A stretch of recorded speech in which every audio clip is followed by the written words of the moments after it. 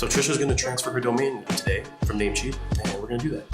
So now we're in your account, let's scroll up because we can't see our menu options. We're gonna click on domains on the far left.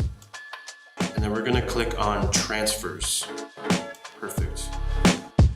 So here we put in our domain name that we're moving over to Name.com.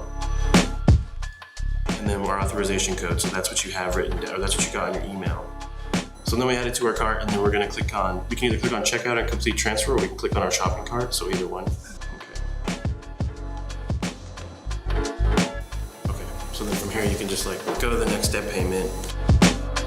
And then, so we're make sure we choose our account credit, cool. Okay. And then we're gonna agree to the terms and conditions, which we should read first, but we're just gonna keep going. Because you trust us. I do. And then complete the order. So what it's doing too is it's telling the registry, hey, I want to move this domain to this company, and I just paid them for that. Okay. So this will also renew your domain once it's over at Name.com. Okay. So our transfer's there. We click on My Account on the top right. So right here. Yeah. And then we'll click on Transfers in Progress in the first column. It should give us like an ETA when our domain should be coming over. Like it's submitting the transfer now, but once it resolves after a little bit, it'll show like 5 to 7 days. Okay. Namecheap has the option to like let the domain go, but I don't think we're in any rush to like get this domain moved. It'll naturally move over in like the 5 to 7 days.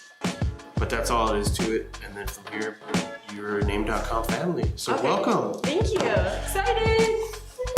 Welcome.